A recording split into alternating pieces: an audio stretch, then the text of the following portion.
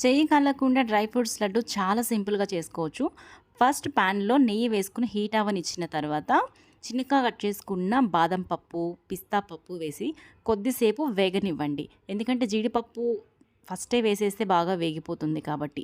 ఇప్పుడు చిన్న చిన్న ముక్కలుగా కట్ చేసుకున్న జీడిపప్పు వేసిన తర్వాత మొత్తం సగం పైనే వేగనివ్వండి. అప్పుడే టేస్ట్ చాలా బావుంటుంది. ఇప్పుడు మనం water melon seeds, sunflower seeds, pumpkin seeds వేసుకోవాలి. పంకిన్ సీడ్స్ నేను కొంచెం క్రష్ చేసి వేశాను. ఎందుకంటే సీడ్‌గా కనిపిస్తే మా పిల్లలు ఏరి పక్కకు పెడుతున్నారని చెప్పేసి కొంచెం క్రష్ చేసి వేసుకున్నాను. అవి గోల్డెన్ బ్రౌన్ కలర్ వచ్చేంత వరకు మంచి కమ్మటి వాసన వచ్చేంత వరకు వేయించుకుని, అలాగే ఒక మిక్సీ జార్‌లో డేట్స్‌ని డైరెక్ట్‌గా మిక్సీ పట్టేసేయండి. నేనేం వేయించట్లేదు. మిక్సీ పట్టిన డేట్స్‌ని చల్లారిన డ్రై ఫ్రూట్స్‌లో వేసేసి బాగా కలిపేసి లడ్డూలు చుట్టుకోండి.